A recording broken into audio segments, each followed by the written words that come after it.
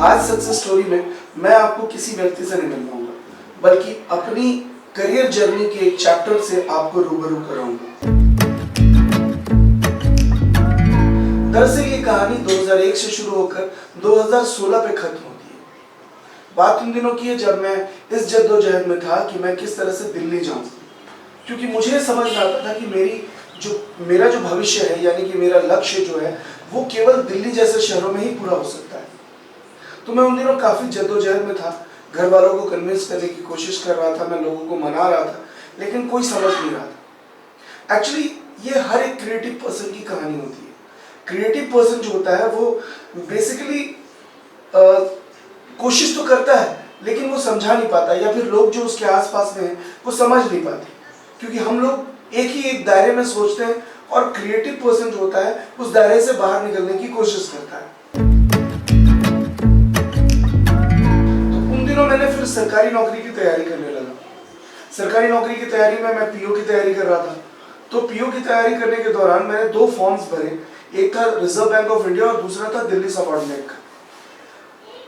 अनलैकली मैं कह सकता हूँ कि दोनों ही एग्जाम्स की जो तारीख थी एक ही दिन पे पड़ी, और एक का सेंटर यानी कि रिजर्व बैंक ऑफ इंडिया का सेंटर था पटना और दिल्ली सबऑर्डिनेट का सेंटर था दिल्ली।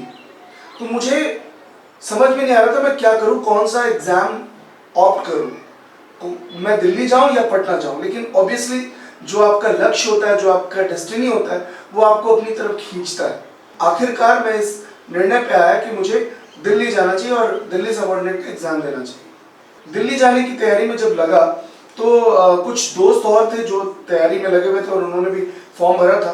तो हमने प्लान बनाया कि हम कैसे जाएंगे, किस तरह से जाएंगे।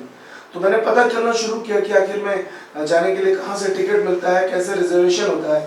तो दोस्तों ने मुझे समझाया कि तुम बेवकूफ़ हो, एग्जाम देने के लिए कभी कोई टिकट नहीं लेता। यार ऐसा कैसे होता, विदाउट टिकट जाते हैं एग्जाम देने? बोला सब लोग विदाउट टिकट जाते हैं, मतलब पटना गया जाना हो तब तो चलता है, लेकिन दिल्ली हम जाएंगे विदाउट टिकट? तो उन्होंने कहा हाँ सब जाते हैं ऐसे। मुझे भी लगा चलो यार हो सकता है ये फन होगा, देखते हैं करके। हालांकि ये गलत है, लेकिन फिर भी स्टूडेंट्स का एक जोश और जज्बा होता है। जब स्टेशन पे पहुंचा तो मुझे डर सा लग रहा था कि विदाउट टिकट, वो भी 1500-1600 किलोमीटर का सफर है दिल्ली का, 24 घंटे लग जाते हैं दिल्ली पहुंचने में। तो स्वर्ण जयंती एक्सप्रेस का इंतजार में हम लोग स्टेशन पर खड़े थे। मुझे अंदर से बहुत बहुत डर लग रहा था, लेकिन मैंने देखा कि मैं अकेला नहीं था, या मेरे साथ चंद दोस्त नहीं थे, बल्कि वहाँ पर कुछ करीबन 100 स्टूडेंट्स थे जो सब दिल्ली जा रहे थे वो एग्जाम देने के लिए, और वो भी विदाउट टिकट। तो सब एक जगह जुटे एक झुंड में बैठे और सबने प्लान किया कि किस तरह से हमको यहाँ से चलना है। मुझे बड़ा आश्चर्य हो रहा था कि इसके लिए भी स्ट्रैटेजी प्लान किया जाता है।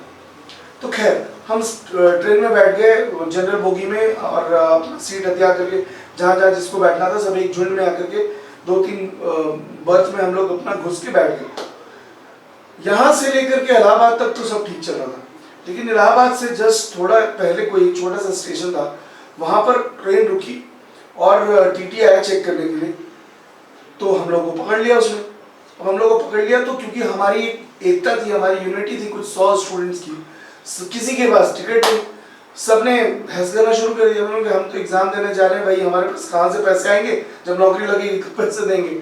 सबने ये कहा कि अगर आपने हमें जाने नहीं दिया तो हम ट्रेन के आगे जाकर बैठ जाएंगे। मरता क्या ना करता, उसने फिर छोड़ दिया हमें। फिर वहां से सफर तय हुआ। बात वहां पर खत्म हुई जहाँ पुरानी दिल्ली रेलवे स्टेशन में ट्रेन जाके रुकी। जब ट्रेन जाके रुकी तो मन में अब ज्यादा भय लग रहा था कि हम दिल्ली पहुंच तो गए, लेकिन यहाँ पर बहुत सारे टीटी होंगे और जो हमारी ताक में खड़े होंगे। और मैं आपको बता रहा हूँ कि वहाँ पर वाकई में वो ताक में खड़े थे। उनको शायद ये आभास था कि दिल्ली कुछ स्टूडेंट आ रहे होंगे विदाउट टिकट। तो ताक में खड़े हैं जैसे कि एक शेर जो है बकरे या हिरन के इंतजार में खड़ा होता है। तो सब स्टूडेंट एक साथ एक झुंड निकल रहे थे। सबने आपस में डिसाइड किया कि कोई अलग अलग नहीं चलेगा, सब एक झुंड होके चलो। और अगर टीटी ने किसी को भी हाथ लगाया, किसी को भी रोका, तो सब एक झुंड एक बार तूफान की तरह, आंधी की तरह दौड़ जाना। तो बोला यार ये बड़ा मजेदार चीज है, लेकिन अगर मान लो बाय द वे अगर कोई पकड़ा गया तो हम लोग एक साथ निकल चलना शुरू किए। और जैसे ही हम लोग मेन गेट की तरफ बढ़ रहे थे तो हमने देखा वहाँ 4 टीटी हमारे इंतजार में खड़ा था और वो हम लोग को देख रहा है। हम भी एक झुंड में चले जा रहे हैं। वो हम लोग को देख रहा है। देखने के बाद वो जैसे ही हम उसके करीब आए तो उसने एक लड़के को पकड़ा और पकड़ के उसने टिकट के लिए दबोचा उसको। इतने में हमारी जो झुंड थी उसमें से एक आवाज आई, भागो। और जैसे ही भागो बोला, सारे लोग इकट्ठा भागना शुरू कर दिए और टीटी इतनी झुंड को भागता देख वो साइड खड़ा हो गया और सब बाहर निकल गए। बाहर जब हम आ गए तो हमें ऐसा लगा जैसे हमने गंगा नहाया। तो भैया ये खुशी हो रही थी कि हमने 1600 किलोमीटर का सफर, और जब जो हम लोग वहां पर अपने घर पे कहते थे दिल्ली बहुत दूर है, तो हमें लग रहा था दिल्ली तो कुछ दूर ही नहीं है, हम तो विदाउट टिकट आ गए यहाँ पर। जबकि अगर जनरल बोगी की टिकट की बात करो तो 256 रुपए कुछ ऐसा टिकट का किराया होता था। उतना बड़ा अमाउंट नहीं था, लेकिन फिर भी ये स्टूडेंट का एक फन था, मैंने भी एक्सपीरियंस किया।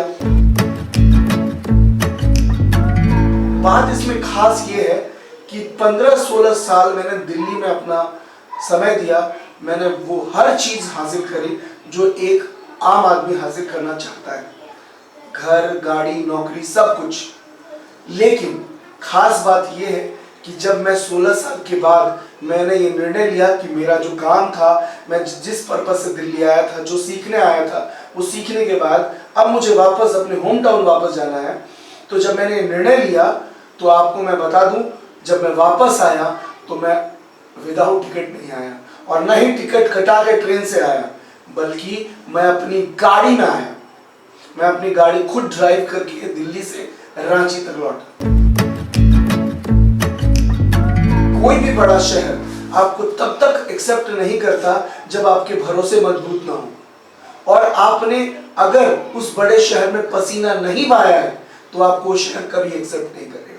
आप अगर सोचते हैं कि हम बड़े शहर में जाएं और ट्राई करके देखते हैं और कुछ हो जाएगा, तो आप ट्राई करने कभी मत जाइए, आप मजबूत इरादे के साथ जाइए। मैंने इस 16 साल में विदाउट टिकट से अपनी गाड़ी तक के सफर में मैंने बहुत पसीने बहाए, और ये पसीने किस तरह से बहाए मैं अगले एपिसोड में आपको बताऊंगा। उम्मीद है आपको मेरी इस करियर जर्नी की इस चैप्टर से रूबरू होकर के काफी मोटिवेशन मिला होगा और कुछ सीखने और समझने का मौका मिला होगा। फिर मिलेंगे एक बार और किसी एक नई कहानी के